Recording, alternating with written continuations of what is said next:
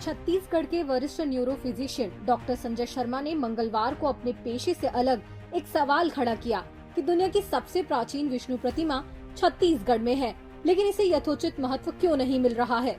दरअसल मंगलवार को अचानक ही हुई डॉक्टर संजय शर्मा की यह प्रेस कॉन्फ्रेंस इसलिए चर्चा में आ गई कि एक न्यूरोलॉजिस्ट पुरातात्विक महत्व की प्रतिमा को लेकर अपनी चिंताएं साझा करने के लिए प्रेस से बात कर रहे थे। डॉक्टर संजय शर्मा भारत के सबसे पुराने शहरों में से एक माने जाने वाले उस मल्हार के बूढ़ी खार से मिली विष्णु की प्रतिमा की बात कर रहे थे, जिसे भारतीय पुरातत्व सर्वेक्षण द्वारा प्राचीन स्मारकों, पुरातात्विक स्थलों और राष्ट्रीय महत्व के अवशेषों की सूची में शामिल किया गया है। मल्हार रायपुर से करीब 150 किलोमीटर दूर बिलासपुर जिले में स्थित है।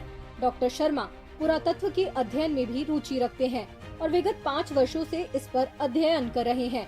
मल्हार में आर्कियोलॉजिकल सर्वे ऑफ इंडिया के स्टोर में रखी भगवान विष्णु की प्रतिमा की चर्चा के दौरान उन्होंने कहा कि इसके महत्व का अंदाजा इसी बात से लगाया जा सकता है कि यह भगवान विष्णु की दुनिया की सबसे प्राचीन प्रतिमा है, लेकिन हमारी इस धरोहर से आम लोग ही परिचित नहीं हैं।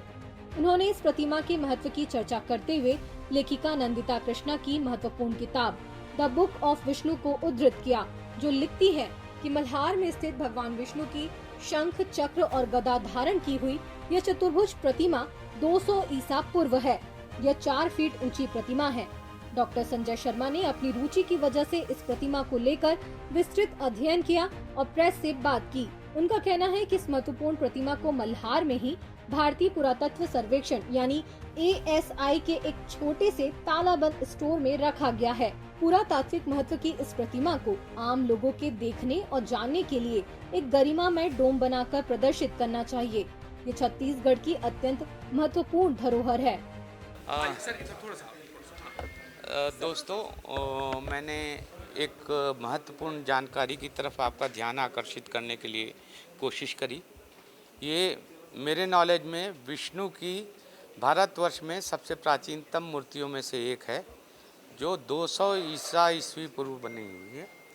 और इसको खोज तो ऑफ कोर्स पुरातत्व वालों ने किया होगा और ये संरक्षित भी है वहाँ पे मल्हार में म्यूज़ियम के अंदर, बट ये पब्लिक डिस्प्ले में नहीं है।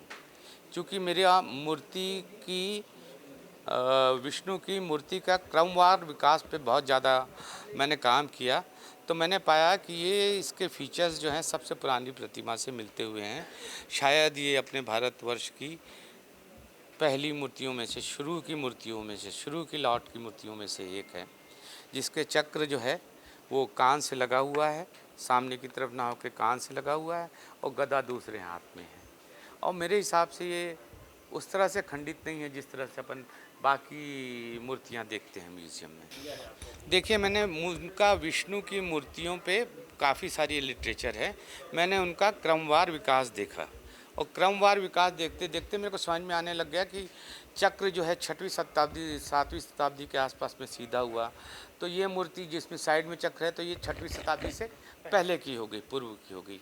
और जिस तरह की मूर्ति के कोर्स फीचर हैं और जिस तरह की अब की मूर्तियाँ बनती हैं जो कि बहुत सुंदर, सुशोभित, बहुत अच्छी बनती हैं, तो उनसे इस आर्ट का कंपैरिजन नहीं है। ये प्रिमिटिव विष्णु है, ये आदि विष्णु है और यही हमारे सबसे पुराने विष्णु हैं। इस दौरान डॉक्टर शर्मा के साथ डॉक्टर संदीप दवे, डॉक्टर पंकज ढाबलिया समेत अनेक वरिष्ठ चिकित्सक भी थे, जो चाहते थे कि इस प्रतिमा का समुचित महत्व के साथ उचित संरक्षण हो और आम लोग इसके महत्व को जाने। एक डॉक्टर जिस तरह पुरातात्विक महत्व की प्रतिमा से जुड़ी चिंता साझा करने सामने आए, इसे पुरातत्वविदों ने सराहा और इस बात पर सहमति जताई कि इसे उचित रूप से प्रदर्शित किया जाना चाहिए। प्रदेश के वरिष्ठ पुरातत्वविद और इतिहासकार प्रोफेसर LS निगम ने द लैंड से कहा कि इस प्रतिमा के महत्व को देश भर के पुरातत्वविद बखूबी जानते हैं, लेकिन आम लोग इससे बहुत परिचित नहीं है। प्रोफेसर निगम ने कहा कि हालांकि ASI के स्टोर में रखना प्रतिमा की उपेक्षा करना नहीं है, लेकिन यह बिल्कुल जायज मांग है कि इस प्रतिमा को महत्व के साथ प्रदर्शित किया जाना चाहिए। उन्होंने कहा कि यह एक ऐसी प्रतिमा है जिस पर अंतर्राष्ट्रीय ख्याति के पुरातत्वविद और पुरालेखविद DC सरकार, प्रोफेसर KD वाजपेयी जैसे विद्वानों ने भी आलेख लिखे। इस प्रतिमा का महत्व इसलिए भी है कि यह भारतवर्ष की प्राचीनतम अभिलिखित प्रतिमा है। इसकी भाषा प्राकृत है और लिपि ब्राह्मी है। लिपि के आधार पर ही यह माना गया कि यह द्वितीय या प्रथम ईसा पूर्व की है।